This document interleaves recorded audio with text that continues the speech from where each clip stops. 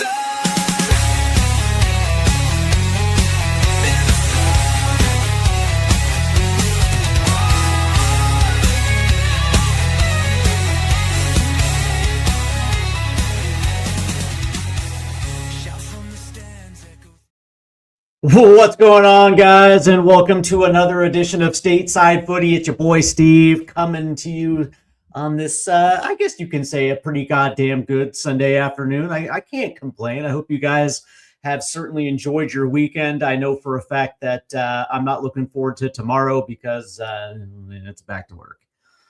Such is life, man. The only good thing is, it's like another 5 more days into the weekend again. Anyway, all right, welcome to the program. And of course, today we are discussing a little bit about why Major League Soccer teams cannot compete in the Concacaf Champions Cup, because again, we had yet another disappointment in the semifinal as Nashville SC goes out. And then, of course, LAFC gets bodied in Mexico to Toluca.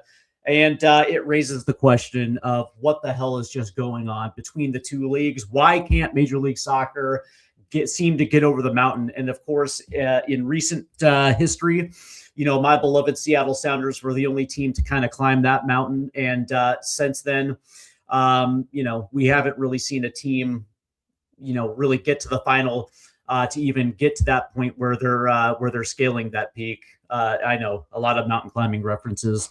But in the context, I think that's kind of adequate for sports. But, anyway, we're going to have that conversation because a lot's going to go into it, and a lot of it is financial. And it kind of illustrates just exactly where the league is at, where the league absolutely needs to go in order, or should I say, whether or not this league is actually going to take this competition seriously. And so from that standpoint, it should be a good conversation today. A quick reminder to make sure you hit that like and subscribe button, because we are actually pretty goddamn close to 500. I'd like to reach to 500 before we hit the World Cup. And of course, from that, obviously this channel should buoy from the World Cup. But until then, man, I would love to have your guys' like and subscribe. So hook your boy up, man. All right, so first and foremost, before we get into it, I do have to discuss this really quick, as this one hit today, that Captain America Christian Pulisic apparently has gone down with a muscle injury 5 weeks out before the start of the World Cup. And I know that in a little bit of a vacuum, this probably should worry U.S. men's national team fans. But that being said, I look at this as much ado about nothing. From everything that I have been, I don't want to say the word told, because it just is what it is. But everything that I have heard on the subject is that it's not serious. It's not it's not something that's going to keep him out long term. If I had to take an educated guess that he is going to be shut down for the rest of the Serie A season, AC Milan is in a position where Champions League is going to be guaranteed for them next year. And so from that standpoint, outside of winning the Scudetto, which I yeah, that's not going to happen. Outside of anything changing for AC Milan, there's no need for him to play for the rest of the season. And from that standpoint, with the World Cup coming on, I would probably assume what this actually is a slight muscle pull. That's kind of what I get from this. And I wouldn't chalk it up to anything that is something that where he's going to miss the World Cup. My guess is that at the end of the month, when the World Cup roster is announced, and then when camp opens for the World Cup, Christian Pulisic will be there and he will be training. And I understand the initial shock because this is a guy that has picked up small injuries here and there for the course of the last 2 seasons at AC Milan. There is some worry, but at the end of the day, man, this is one of those type of things where you shouldn't worry about it. That's all I'm going to say on the matter. I would probably assume that this is just a slight muscle pull and Christian will be fine come World Cup time. All right. So now that we have that out of the way, and by the way, when it comes to Christian Pulisic, I would probably have to say that, if you catch him honestly, he would probably say that 2026 has been the worst of his career. As far as goals and assists and some of the things that he's well known for. I would like to think that most of some of the best players in the world have those type of down times, those down periods in their careers. But, knowing a guy like Christian Pulisic, who is that guy who drives himself, he's one of those self-driven dudes like Michael Jordan. He doesn't allow himself to fail. So I don't see this as anything as being serious. And I think that Christian will be in the starting 11 come the first game of the World Cup. So, all right, there's that. All right. So let's go ahead and get into it because as I mentioned at the top of the show, Major League Soccer, of course, fails right there at the finish line in this year's Concacaf Champions League. I still call it the Champions League. I know it's the Champions Cup, but what are you going to do? Certain things, certain habits don't die quickly for me. I mean, I still call the Cleveland Indians the Indians, even though they've been the Guardians for God knows how long now. But, the reality is this one wasn't really hard to figure out. And really all it does for anyone really that kind of wants to get a round picture of what's going on with Major League Soccer and why they can't seem to get over this hurdle, all you have to do is Google it. Seriously, it's right there. Like all you have to do is ask the right questions and you'll kind of figure it out. I've been active on X talking about this since LAFC got bodied down in Toluca. And it's not really hard to figure this one out. That there are in order to win it, okay, just from the standpoint of winning this tournament, it takes a lot of luck and a lot of good timing, right? Luck as far as maybe some of the better Mexican teams get knocked out on the road to it. That's, one of the biggest reasons why Seattle won it is a couple teams, they were fortunate that a couple of the big teams kind of got knocked out along the way. And they were able to stay healthy. And, from that, they were able to rotate in the early portion of the Major League schedule. And they were able to focus all their attention on the CONCACAF Champions League. And so it just timed out. It worked out and they were able to win it. Okay, fantastic. It doesn't necessarily work out all that way because from a schedule perspective, this is the worst time for Major League Soccer to actually play this tournament because it is at the beginning of the schedule. And it's at the beginning of the schedule that you see a lot of injuries happen from a Major League Soccer standpoint. Now, I'm not going to say that this is true for every single team that competes in it, but more oftentimes than not, you'll actually start seeing injuries happen a little bit sooner rather than later. Whereas if this was actually played, when we played Leagues Cup, like in August or September or October, it probably wouldn't play out.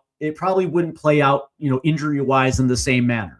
Now, I'm not saying that it wouldn't happen, but for the most part, that's where you see a lot of hamstring injuries. You see a lot of season-ending injuries happen foremost in the first quarter of the season than you do in the middle portions or the end of the seasons. Again, it's not true for every single team, but generally speaking, that's usually where Major League Soccer and most of their teams get their injuries. And if it is those type of crippling long-term injuries, it usually happens at the beginning of the season, not in the middle or the late. So there is that. There's also the congestion fixture, the schedule congestion within the calendar in this early portion where, and again, I'm not making any excuses because everybody, around the world, if you're in the EPL, you play every 3 days, whether you're playing in cup ties or whether you're playing in the Champions League, Europa League, Conference League, whatever the case may be, most teams are playing every 3 days. The difference between a Major League Soccer team and somebody in the Premier League or even a team in Mexico is the fact that they have deep squads. And most teams go 3 deep at every single position. You'll see you'll see big squad sizes. You're talking like 30 to 35.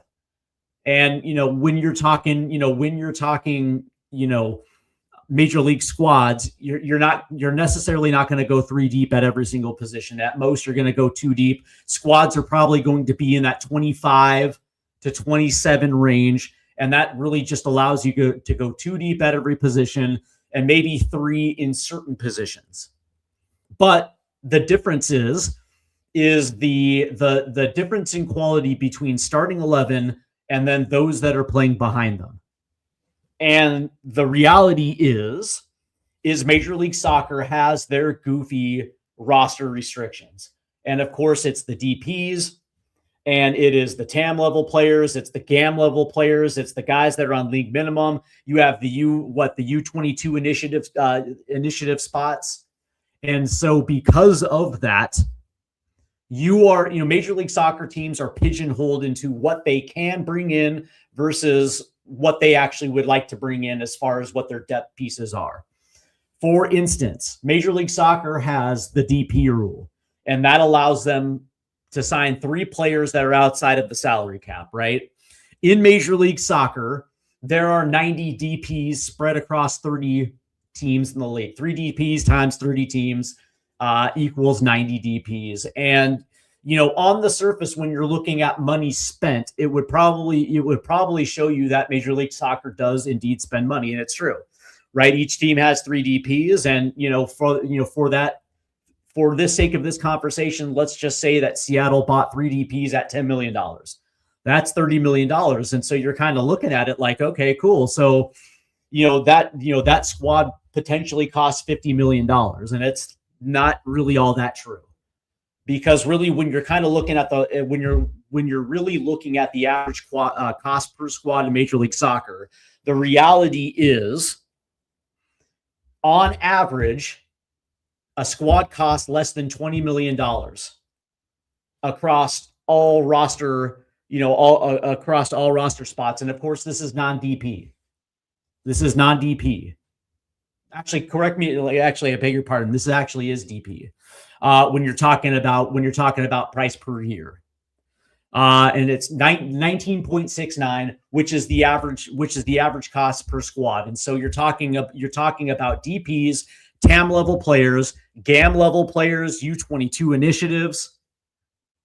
And so essentially how this breaks down is most, if not every Major League Soccer team is going to spend their DPs on attacking players, strikers, cams, wingers, whatever the case may be.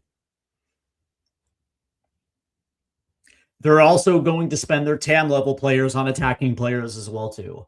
Whether that is wingers, cams, whether that is box to box, whatever the case may be.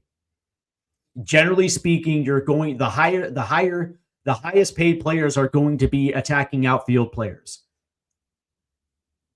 And essentially what that leaves is GAM level players, U22 initiative, league minimum guys to build out whatever's left in the midfield and whatever depth that is needed to be had.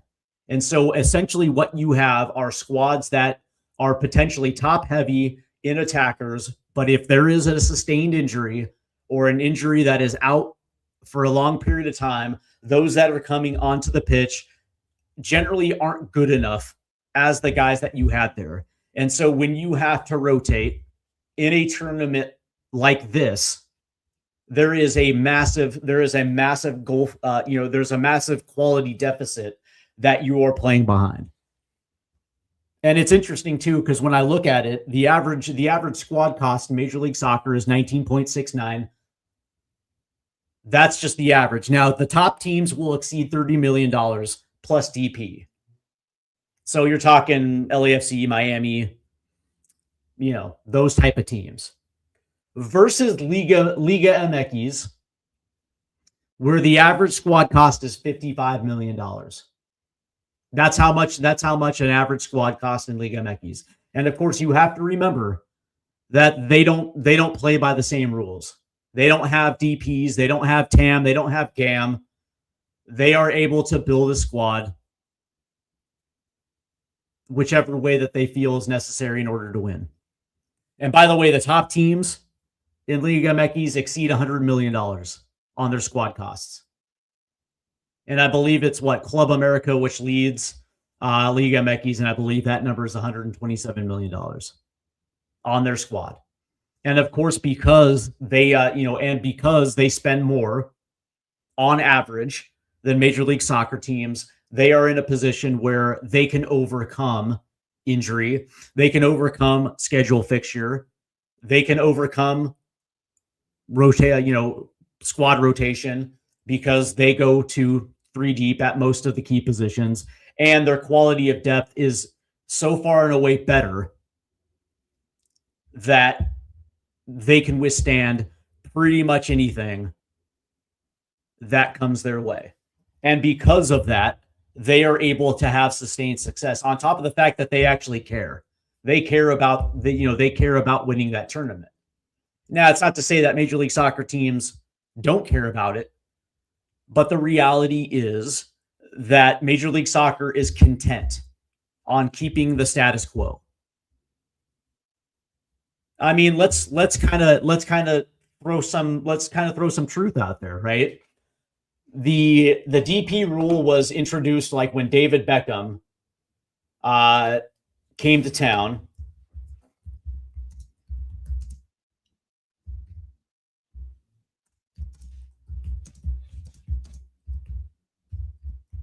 And they introduced 3 designated players in 2010. That was the first year that Major League Soccer allowed 3 teams to spend on 3 DPs. 2010, 17 years ago now. And it was in, 2016, 2015, part of that collective bargaining agreement that brought TAM, target allocation money. And it was designed to improve the overall quality of Major League rosters by boosting the middle tier players rather than just relying on the DPs, right? And it also allowed them to buy down player salaries, that made it easier for them to fit in their caps, opening up DP spots. Seattle was actually known to do this, where every single year that third DP, because the DPs team, Seattle tiered their DPs, right? It was DP 1, 2, and 3. The third DP was generally just right above that TAM mark, within earshot of that TAM mark. So what they would do is they would buy it out, opening up that spot so they can go out and get a new DP. And I would probably assume that teams operated the same way as well too. But the reality is that we've been operating with this system now. The last radical change to the roster construction was 10 years ago now. There's been no evolution in the roster construction in Major League Soccer for a decade, and there's been no change to the DP in 16 years now. And so if that doesn't scream content with the status quo, I don't know what is. And by the way, the salary cap itself only goes up very incremental. This year, from last year to this year, the cap only went up $400,000. And for me, that screams that the league revenue isn't exactly where it should be. Although team revenue, I would probably assume, is up, right? Because different teams have different ways to generate revenue, right? And this is where we have different owners around the league that are absolutely screaming to see something happen, whether that's the salary cap go up or whether that is, some sort of mechanism that's going to allow them to spend more than their contemporaries. But that being said, Major League Soccer likes its parity. They don't want 2 or 3 teams dominating at the top of the tables every single year. Because as we see in Spain, as we see in England, France, Italy, Germany, whatever the case may be, you'll have 2 or 3 teams that just absolutely outspend everybody, while the rest are either in a relegation spot or they're just hovering in mid-table. Major League Soccer doesn't want that. Major League Soccer likes the NFL model, where a team can go from last place one year to the Super Bowl the very next, or at least being able to compete. But one of the things that, one of the things that we have seen more oftentimes than not, that the bad teams are going to continue to stay bad because they just don't give a shit. There's no recourse when it comes to accountability in Major League Soccer. Bad teams are going to continue to stay bad. The ones that want to compete, the ones that continuously want to, compete and test themselves in the Champions League, are going to be the ones that are going to get creative every, year in and year out, which is why we see teams like Miami doing what they're doing. Same thing with LAFC. And in some contexts, Nashville is doing a pretty good job, and things like that. Right. So the way that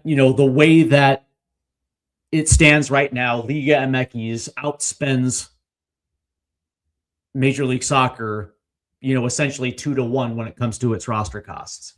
Now, again, for the average that is just looking at this and looking at the DP, just specifically looking at the DPs, and it's like, well, wait a second, Major League Soccer does spend money because, you'll have 3 DPs and it looks like the team is spending $60 million on its roster. And it's like, no, dude, you're like literally, your 3 players are, essentially eating up more than half the squad cost. So you're only looking at 3 players. You're not looking at the entire configuration of that roster. Most of these dudes that are on most rosters are making veteran maximums, league minimums. It's like 3 guys that are, 3 to 5 guys that are going to be on TAM level deals, 3 guys that are on DPs, and the squad goes 25 deep. And most of these guys are like league minimum or league average, which is like what, 230,000, 300,000 a year. And these guys are, what, GAM level players, general allocation money. And that's the worst part about it, is because when you look at the roster configurations in Major League Soccer, quite frankly, it's like, it almost feels like it has a communist feel to it, because teams are essentially pigeonholed when and how and who they spend their money on. Right. So outside of the 3 DPs, if you want to bring in a good player and it's going to cost you $500,000 to $1 million, that is a TAM level player. And so there goes a roster spot. So if you want to actually bring in good talent, there's only so many spots in which you can actually put good players in. And then what's left is league average players at best, or you're going youth because it's cost effective, which is why you see Major League Soccer teams that, that's why you see the wide gulf of difference between attacks and defense in Major League Soccer, which is why we see like a 4-1 or a 4-2 average scoreline. It's because defenses are absolutely atrocious in Major League Soccer, because nobody's going to use their DP or TAM level signings on defensive players. It's just not, you're not going to see it. Like last year, a couple years ago when Miami brought in Sergio Busquets, who was a holding midfielder. That was the exception, not the rule. They had no choice but to give him a DP contract or he wouldn't come. And he also happened to be one of the best players in the league. But that was I can't recall another team using a DP on a defensive player. It just doesn't happen. And so that's the other thing. That's the other thing that's worth considering when we talk about Major League Soccer and their want or desire to compete in this tournament, because it is good enough to get, it is good enough to get to a specific level in that tournament, but it's not good enough to get over the top. And in Major League Soccer, in a league that has forced parity, in a league that has forced roster constraints, it's not going to fly against teams that can just outspend you 2-1. And make no difference, it matters. That actually matters. Having the ability to build a roster without any type of roster constraints, where you can focus on, you can focus on the importance of putting a defensive back four together that is going to equal or match the intensity of the attack in which you have. That matters. And in Major League Soccer, you can't do it. You have to pick which side of the field you want to dominate in. Do you want to be a good goal scoring team? Cool. It's going to come at the expense of your defense. And when you're going up against Liga MX teams that can score right along with you, you're going to have to be able to shut them down at some point. And unfortunately, Major League Soccer teams just can't do it. They just can't do it. Whether it's because they have mediocre midfields or bad back lines, or maybe they have a good goalie, but they have a terrible center back pairing, or a mediocre center back pairing compared to, the attacks that you see in Mexico. All right. So what fixes it? What fixes it? Well, the first thing that Major League Soccer has to do is take a hard look in the mirror and ask themselves, is this important? Is winning the Concacaf Champions League important? Because they have Leagues Cup, which in my opinion is a Mickey Mouse tournament that Liga MX doesn't give a shit about. Because up to this point, they don't play in Mexico. And the Mexican fans, these teams that travel from Mexico are in the off season or beginning their season, whatever the case may be. And, they already have the Champions League. And, to Mexican players that have to travel, that have to give up some of their free time, that don't get to play in front of their fans, they haven't taken it seriously. And we know this because every single time we see Leagues Cup, we see crazy ass score lines that otherwise would never happen. I think I go back to last year's League Cup, which was kind of funny because Seattle got their doors blown off by Cruz Azul in the Champions League. And then in the group stage play in Seattle, they had Cruz Azul and beat them like 7-0. 7-0. Come on, man. You're going to sit here and tell me that, the Mexican teams actually care about leagues. Come on, man. Leagues Cup is a cash grab by the league. And it's also something that they hang their hat on because it's like, oh, well, look how many times we win Leagues Cup. It's like, no. Like, nobody recognizes Leagues Cup as a legit tournament. Nobody recognizes it. It's fun. It can be fun for the fans, especially if there's some like good matchups. It can be fun for the fans. It's a way to sell tickets where otherwise they couldn't in the US Open Cup. That's one of the biggest reasons why Major League Soccer took themselves out of the US Open Cup, because it was a tournament where nobody really wanted to go see. I'll give you a good example, right? The Seattle Sounders didn't play in Lumen Field their US Open Cup matches, even when they were paired up with other Major League Soccer teams. They moved it to Starfire. They moved it to a smaller stadium so they actually could sell tickets. And that was the biggest part about it. Not only could they not sell tickets in their normal stadiums, but they couldn't advertise it. They couldn't generate a buzz for it. And the only time that we ever saw The only time that we ever saw like packed houses is when Major League Soccer teams went to USL sides. And that was, that became a non-starter for Major League Soccer. And that's why they created Leagues Cup, because they figured if the opponent is Liga MX, then it is going to be a draw, because if Club America or Chivas or Tigres or Cruz Azul or Monterrey came, then, you would actually have at least a quarter, if not half, the stadium filled with their fans as well, too, that are based here in America. So it became financially a lot better to have that type of tournament. But I digress. That's the reason why Major League Soccer decided not to compete in the U.S. Open Cup, because financially it just didn't make sense for them, whereas Leagues Cup did. But Leagues Cup is a Mickey Mouse tournament, no matter what anybody says. It really is. But one of the things that they have to understand is that regional supremacy starts and ends with the Champions League, and that requires them to make difficult decisions that I don't think that they want to make. Because believe it or not, there are owners in Major League Soccer that do not want to see change.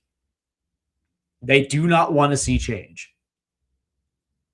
They like things the way that they are, because they're able to make money. For instance, Montreal is not a well-run organization. They're not a well-run franchise at all. And yesterday on the live stream, I talked about it a little bit. And the biggest issue is because there is no accountability in Major League Soccer for bad owners to do bad things to their fans, they are rewarded by making profit. It's true. Montreal is a profitable franchise. Now, they own their own stadium. They're able to sell their naming rights, although they don't, because it's still Estadio Saputo or whatever it's called, Stada Saputo, whatever it's called. But they're able to sell their own sponsorships. They can sell the naming rights if they want. They have their own, restaurants, bars, merchandise shops at the stadium, and of course they price their tickets whatever they want to price. And of course, they're a part of the Apple deal, so whatever revenue comes to them via that, they are able to manage, because I'm sure they have a small overhead. They're still a profitable team, and because they're in Major League Soccer and they operate in that bubble, their franchise valuation is probably going to continue to soar. The San Jose Earthquakes are a horribly ran team by one of the worst owners in professional sports, John Fisher. He's the guy that pulled the A's out of Oakland, and he's moving them to Las Vegas. And for years, the San Jose Earthquake have been a laughing stock.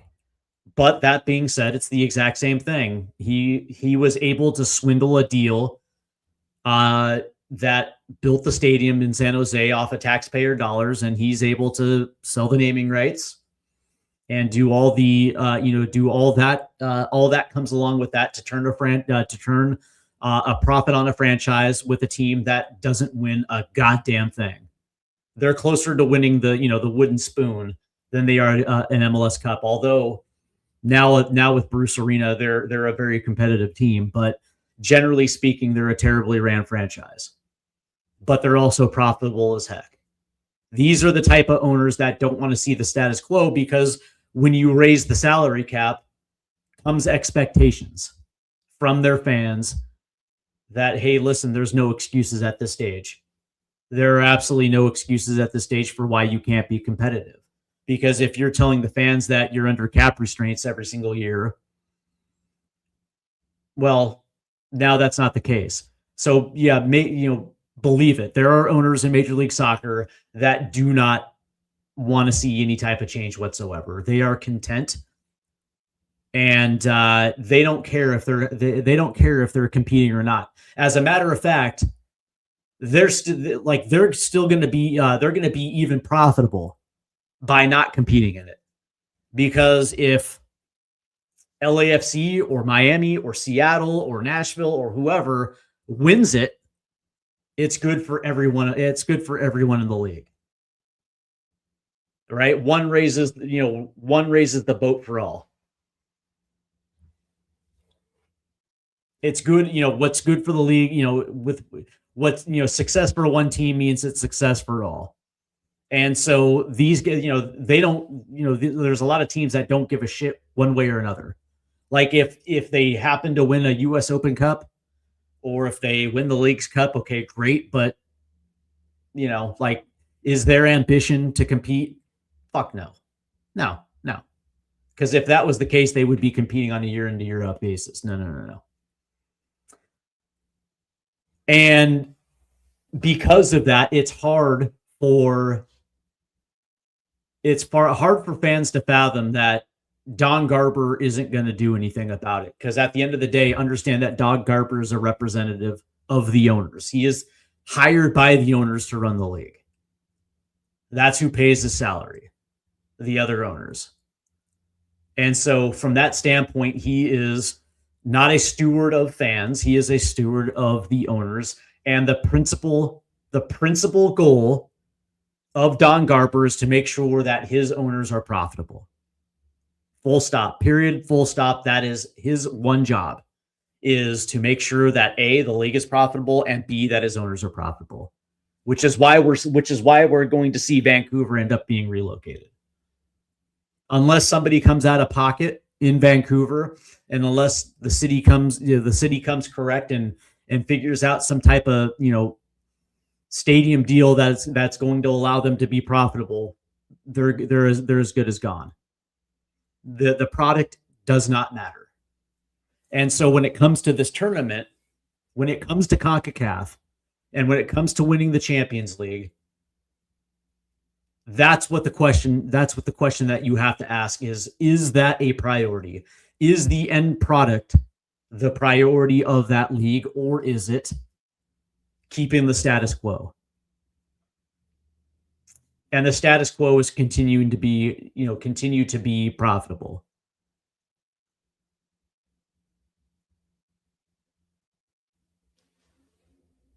It seems like they're continuing to do the same thing. And so you would have to have a group of owners that want to break away from the status quo and to be able to convince the other 25 owners in the league that this is good for business, that being competitive is good for business. And the first thing that has to happen is the salary cap has to jump. It has to jump in a considerable amount. And this isn't going from 6 to 10. This is like going from 6 to 20. Like you're talking like 20 to 25 million. And if you're going based off the metrics of Major League Soccer, who want to sit here and talk about how successful this Apple deal has been for them, okay, great. When you look at the ownership across the league, and all of our owners now are measured in billions, not millions, and you look at the soccer-specific stadiums, you look at the training facilities across the league, and you look at the academy structures that are in place, you can literally say that the infrastructure is night and day better than it even was 10 years ago. And from that, the league, as far as revenue and sponsorship is concerned, when it comes to individual teams, and when it comes to the sponsorship of the league, and when you look at the federation and the strength of the federation, you would see that they would be able to sustain a salary cap jump that big. And by the way, this would be good for the players as well too, because you would probably assume that a salary cap jump means a bigger squad, which means more players come into the league.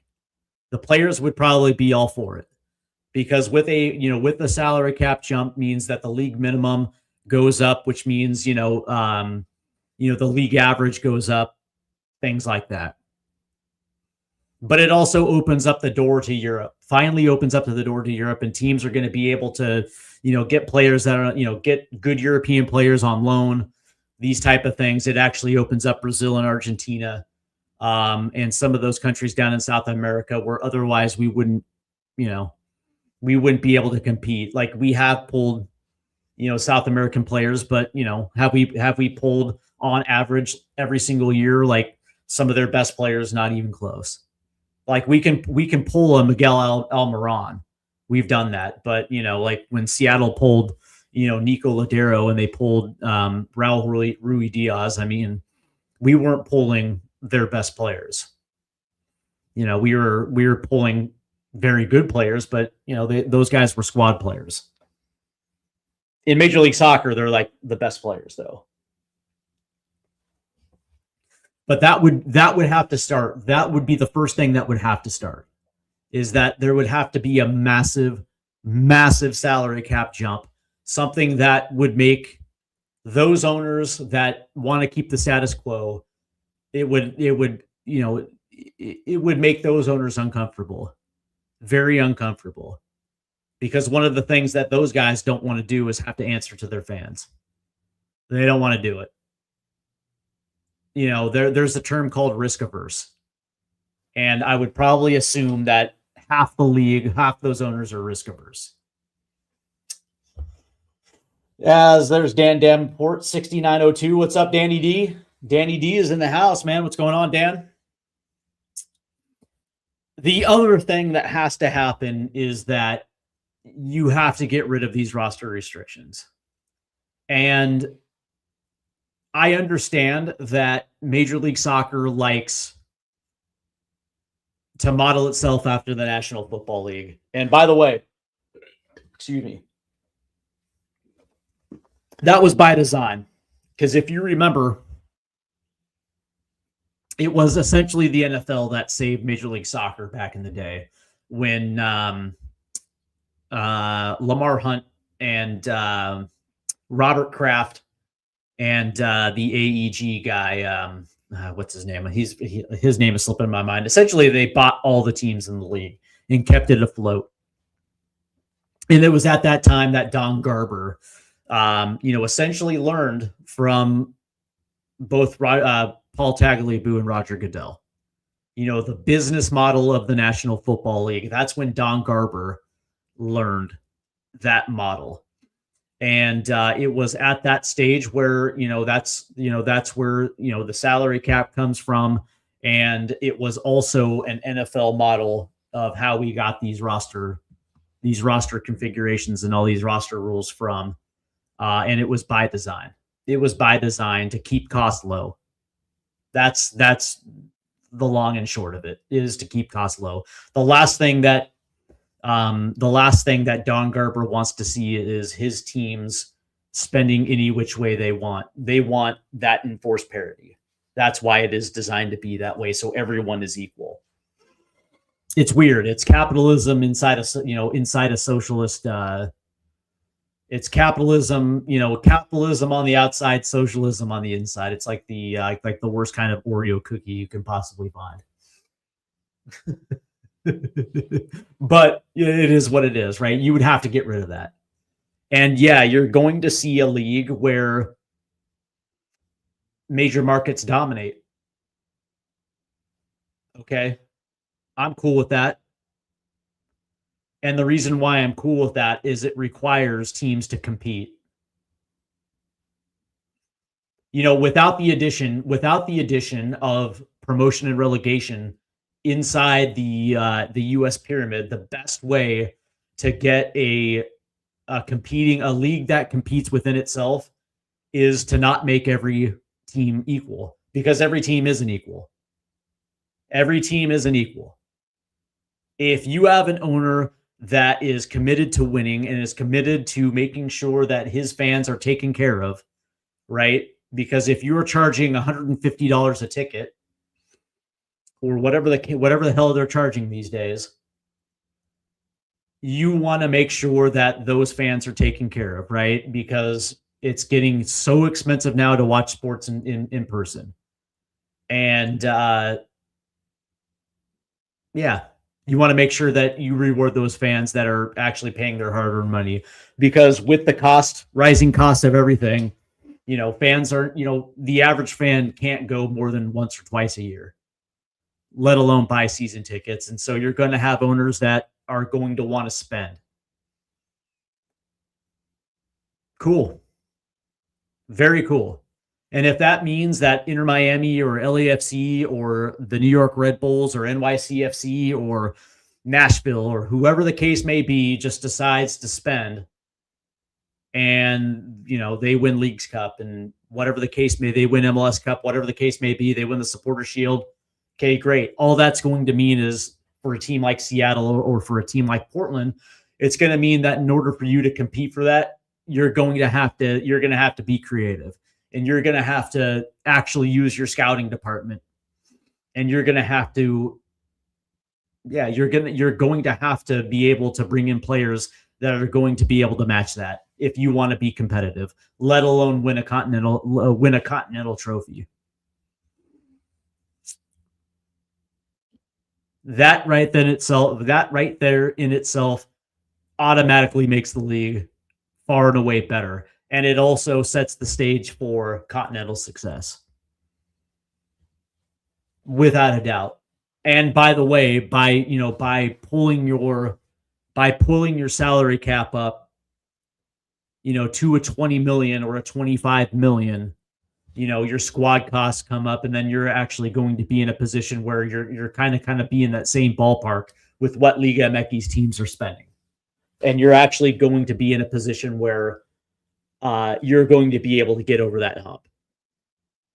But it starts with not just Don Garber, because Don Garber is not going to bring it up. If the owners are happy with the status quo, then Don Garber's happy with the status quo. He's not going to go out of his way to pull down the league. And especially if it's like only 5 or 6 owners that want to do it.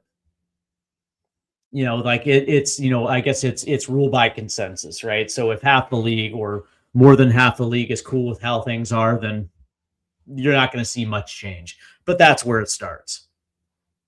And until that, you're going to see the teams be cool with the Leagues Cup wins. Because at the very least, well, hey man, we're beating Liga MX. It might not be in the tournament that's going to get us to the Club World Cup, but at the end of the day, it's cool. And oh, by the way, if we win it, we'll get in it,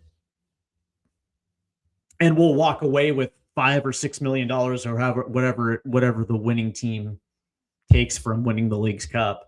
I guarantee you, there are owners that are just cool with that, because hey, man.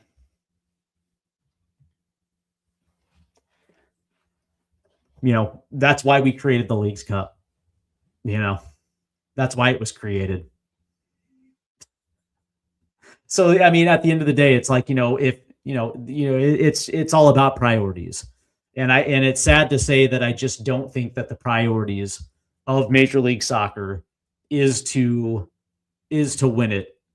I think they're happy that we're competitive as it is. And, maybe once every 10 years, if a team, gets their breaks and gets a little luck and wins it, I think that's good enough. That's kind of the mindset where we're at right now. And until that changes, there's not going to be any change when it comes to whether or not a team is going to be able to break through. And it's not just about one; it's about being able to dominate that tournament. It's on a year in, year out basis, right? There's a reason why Liga MX continues to do it. So that's kind of where it comes to. Let's see. Dan Davenport says, "Happy Mother's Day to your mom." How? Well, that's right. Today's Mother's Day. Happy Mother's Day to all of you guys out there. All the single moms out there, I hope you're doing well. All the married moms out there, I hope you're doing well.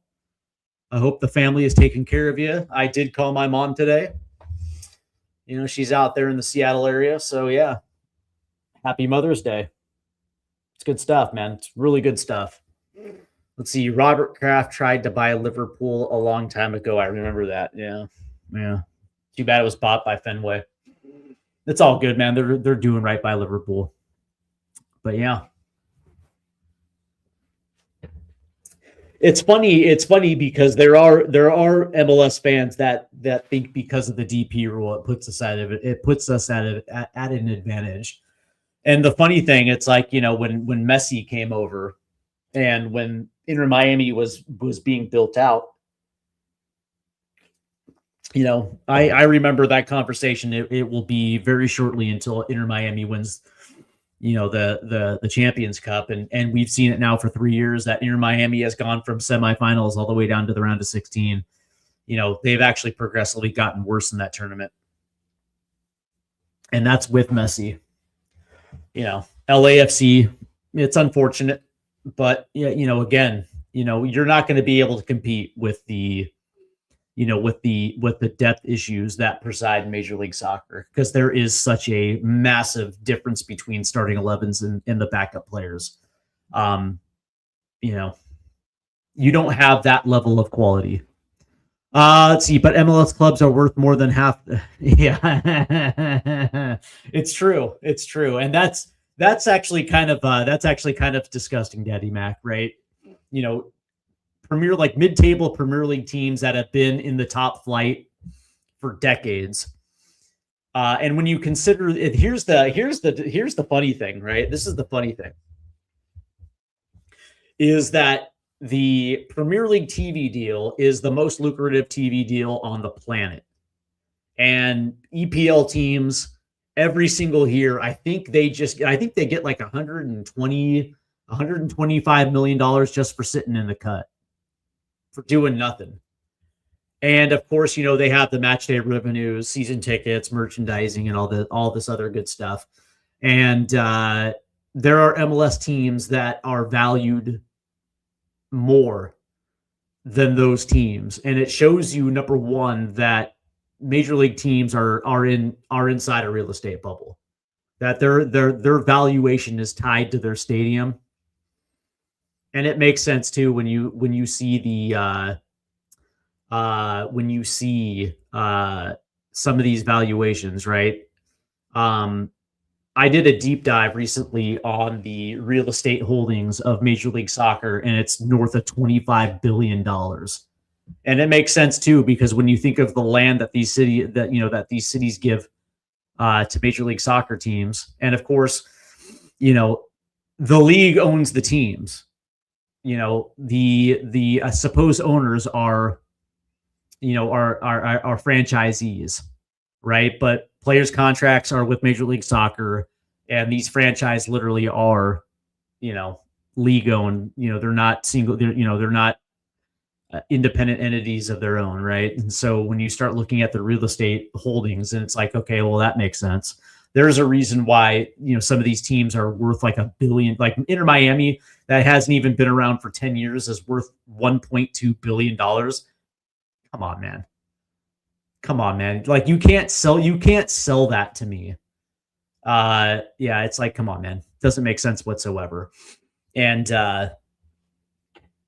versus a team like Fulham that is in one of the most expensive cities on earth, in West London, and has been in the Premier League more oftentimes than not. And every single year they get like 120 million just for sitting in the cut, plus their season tickets and their merchandising. And you're going to sit here and tell me that, St. Louis City is worth more than that? Get out of here, man. Get out of here. Get out of here. And oh, by the way, yeah, they just Apple just before this season just redid their deal, and now Major League Soccer is now just on their normal Apple TV,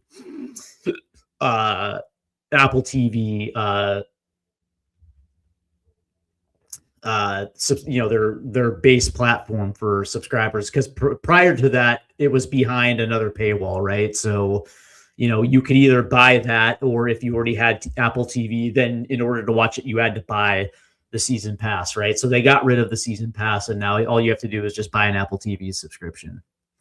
That lets you know right there that that deal wasn't working out well for Apple or Major League Soccer. So, but yeah, I think I think really to kind of close it out that, one of the things that Major League Soccer has a problem with it is the level of competition within the league. I had this conversation with a guy who considers it a minor league, and it's like, well, I wouldn't go that far.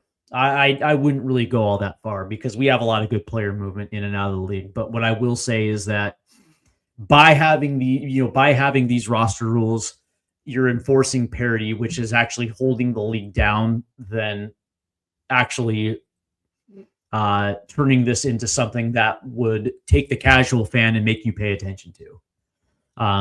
Having storylines is something that sports has played off of for decades. Having a good storyline, being able to sell it, right? Having a good guy and a bad guy. It's the reason why we watched Yankees Red Sox all those years, is because it was the good guy versus the bad guy, or whether it's the Cowboys versus whoever, right? Because, we always want to see that team that always wins gets the shit kicked out of them all the time.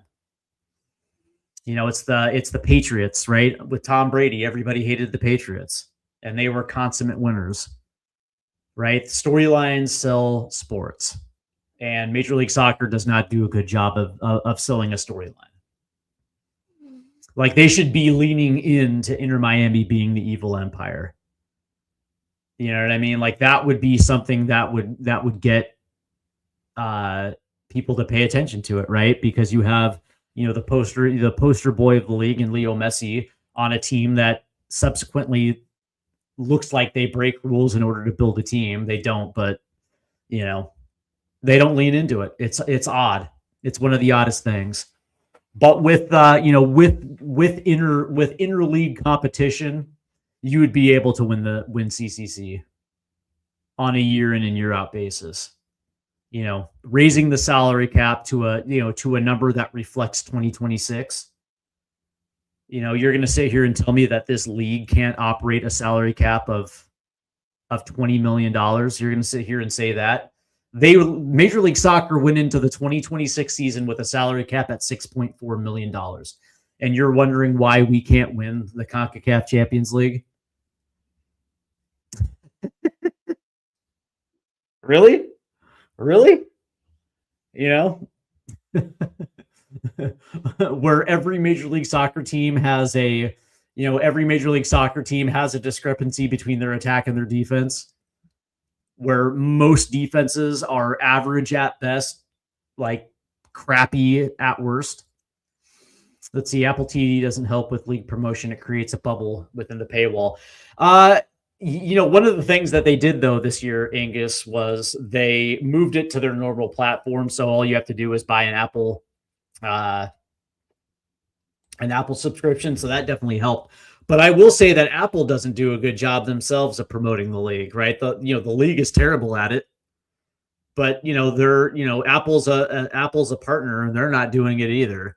Like, I don't see any internet promotion for Major League Soccer.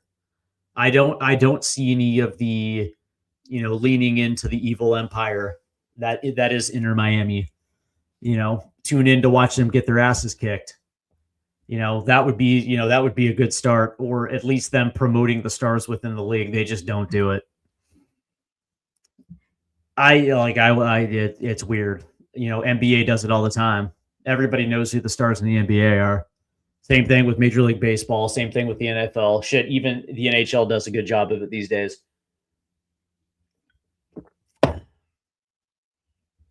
But that's how you win it.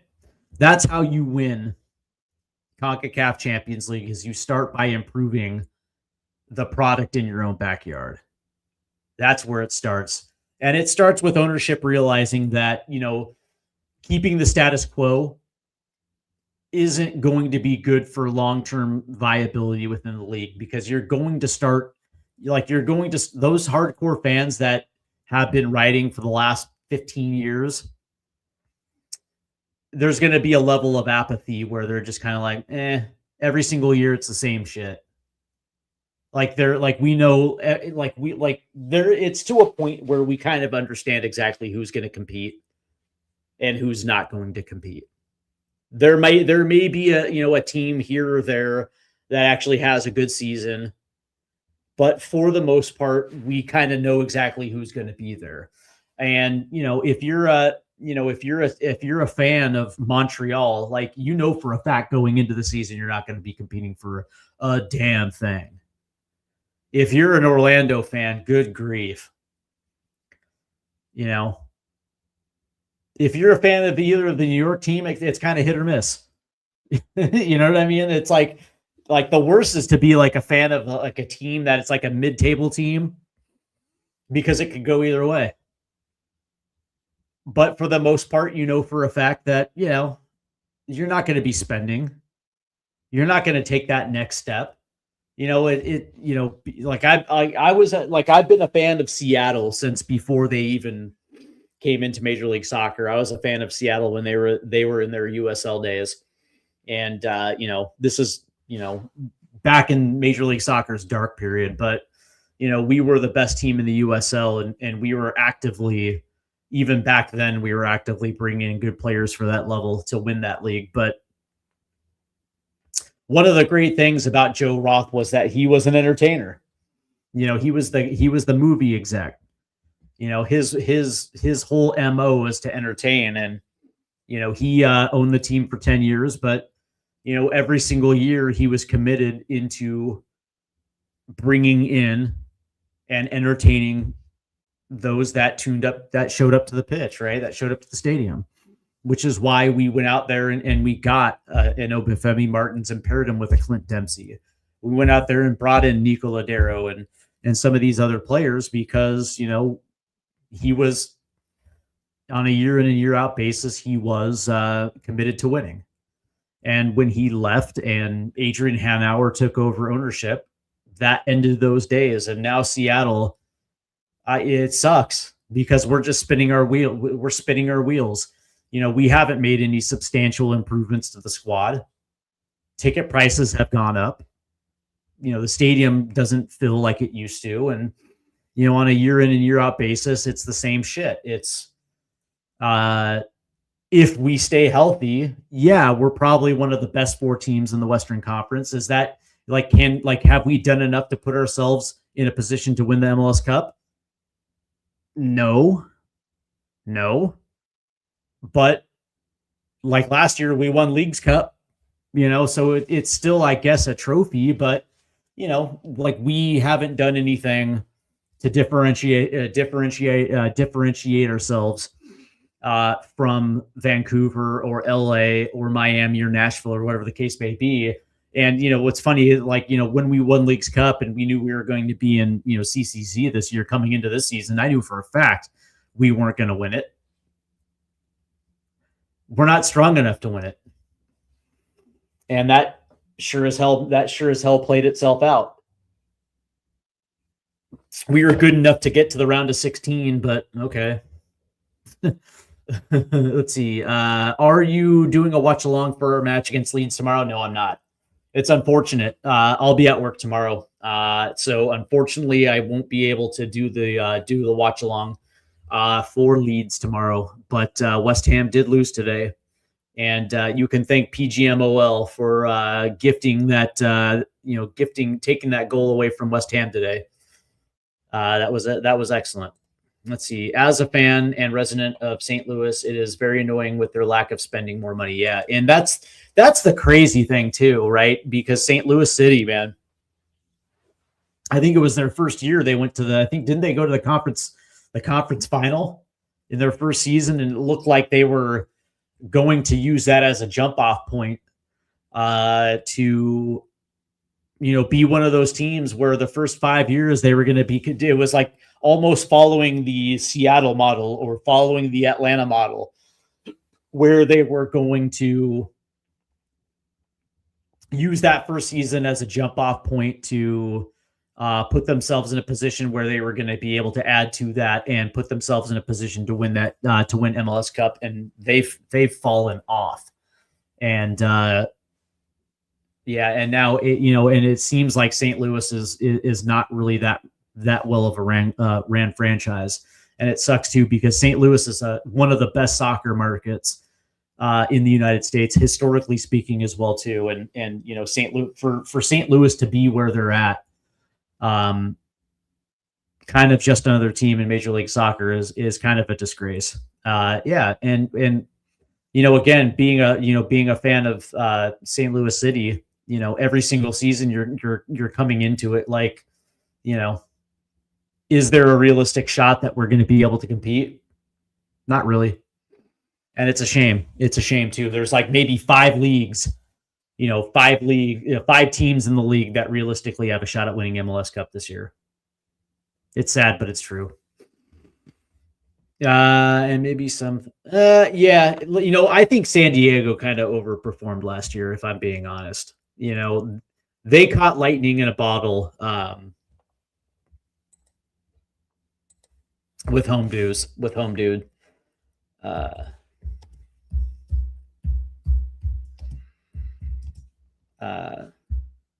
What's his name? Yeah, Anders Dreyer.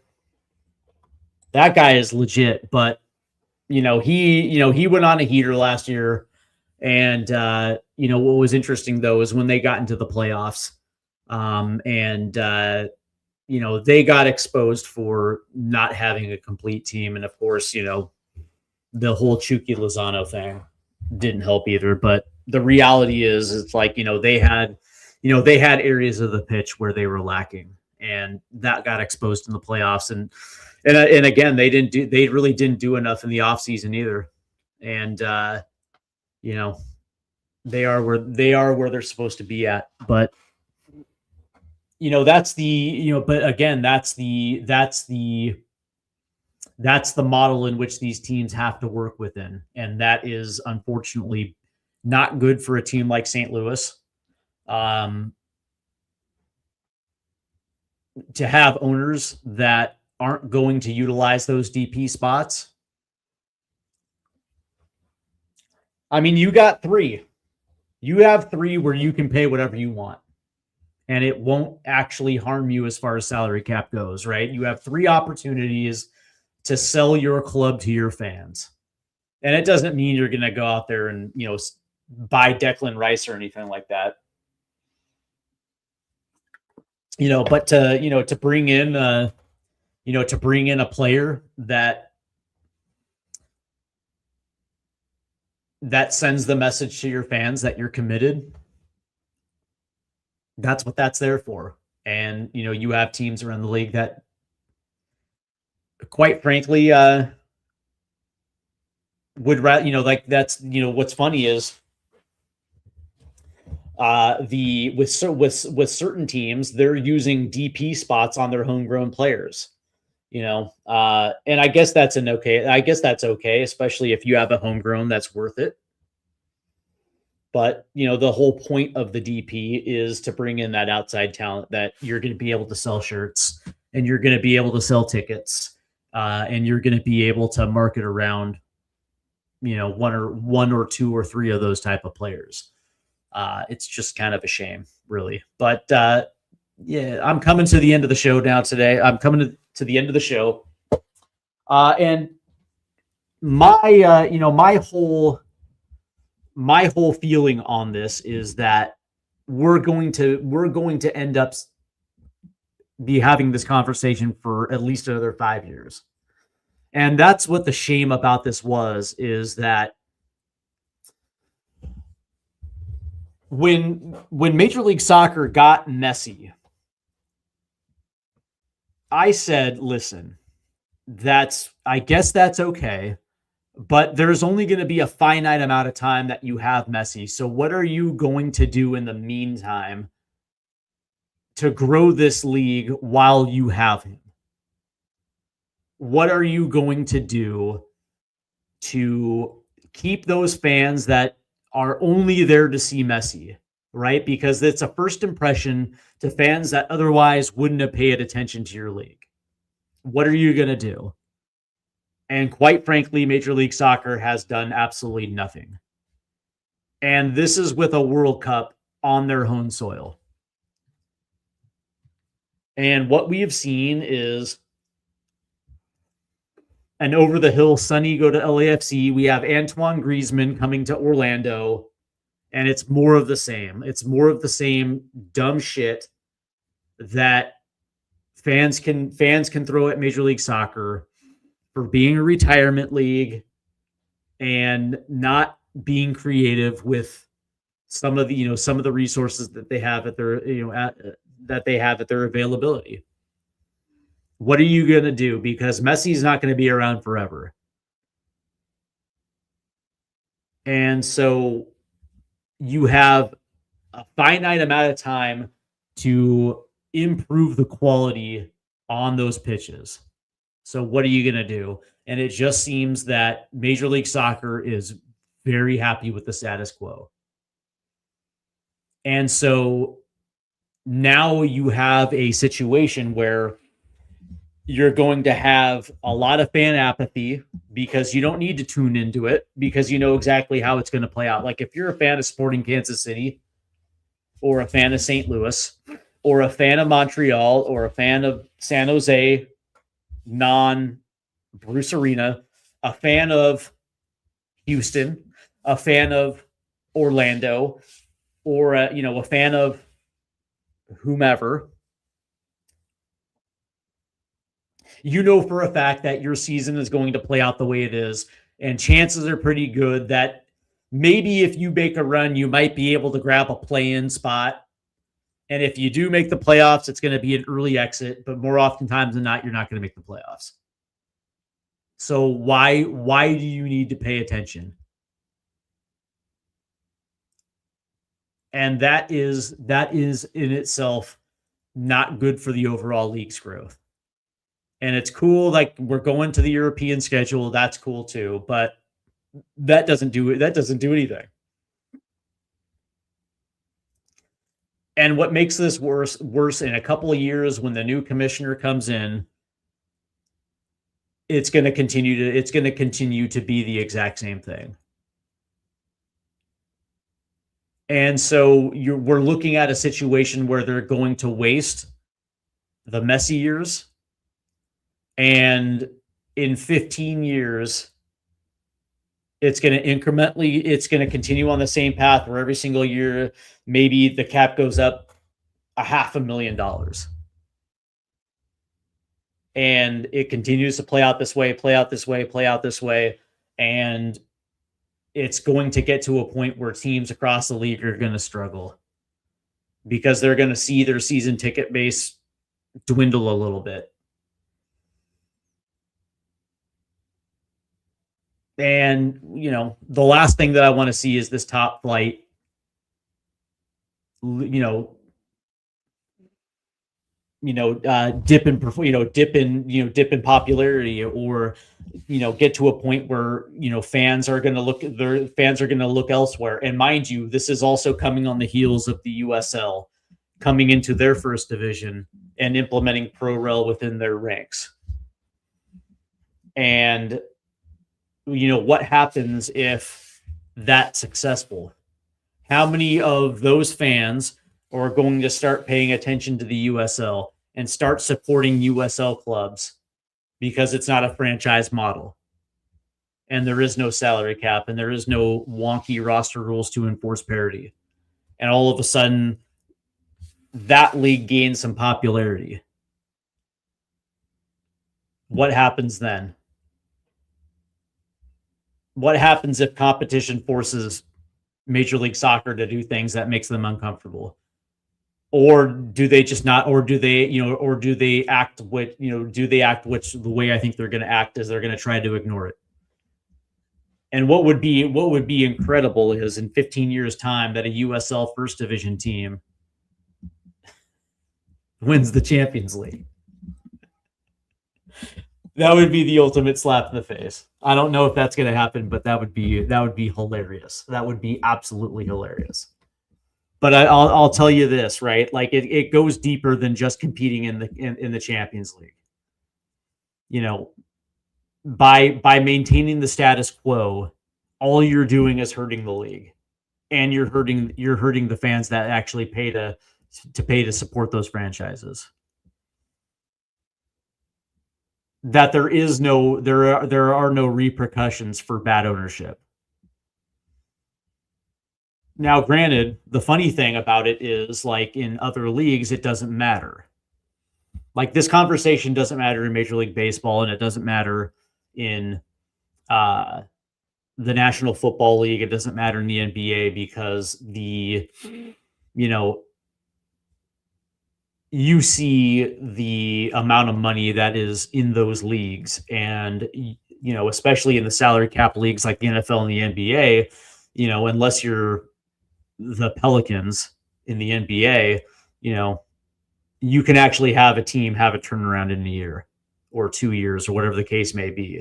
Like if you're the Orlando Magic or whatever the case may be, you can actually turn that around with a very good draft and a couple savvy free agents. Although I think Orlando kind of screwed themselves off a little bit, but you get my point. None of this matters to other American professional sports because the money's greater. The money is absolutely greater. But in Major League Soccer, for whatever reason, this is a conversation point. And for a league that at one point was the fastest growing league in America, where franchise fees are now at $500 million, the money is there. The money most certainly is there. They just don't want to do it. They just don't want to do it. And so, it's going to be interesting over the course of the next couple of years, man.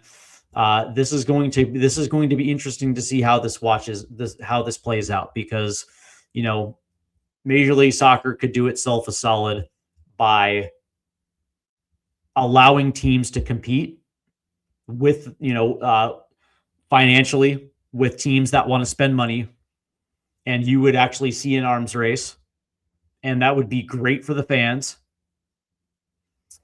Or you're not going to see them do that, and you're going to see the USL launch their first division, and we'll see exactly what meritocracy looks like in this country. And then, then Major League Soccer is going to be forced to compete. Either way, it's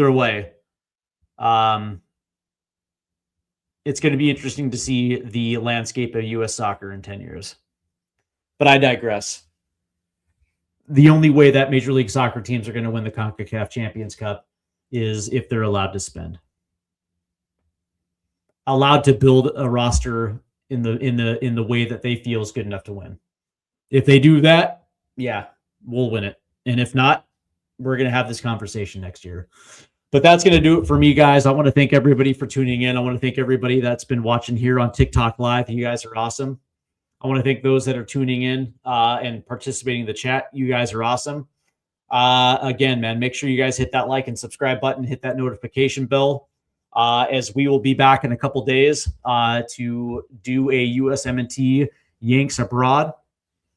And I think within a week, I'm going to have my official World Cup roster prediction show. It's going to be my World Cup roster for the U.S. men's national team. My 26-man roster of who I think should be on it based on the, I guess you can say based on the, the whims of, Mauricio Pochettino, how he has conducted his camps. Obviously injuries play into this thing, but yeah. So that is going to be before the official. And then I'm also going to do a show post roster announcement of where I got it right and where I got it wrong. So that should be very, very, very entertaining. And of course, on the weekends we do have the MLS live stream. We had one yesterday, which was awesome. Two teams that otherwise I probably wouldn't cover. So that was actually kind of interesting too. So those are usually fun as well too. So plenty going on here on the channel. So again, make sure you hit that like and subscribe button and show the channel some love because we are so close to 500, and I want to get there before the World Cup, and I want to be in a position where I can do some really cool stuff with channel memberships and fan shows and those things as well too. So yeah, hook your boy up. All right, guys, enjoy the rest of your Sunday. And I hope you guys have a great start to your work week. We'll see you in a couple days. And of course, go USMNT.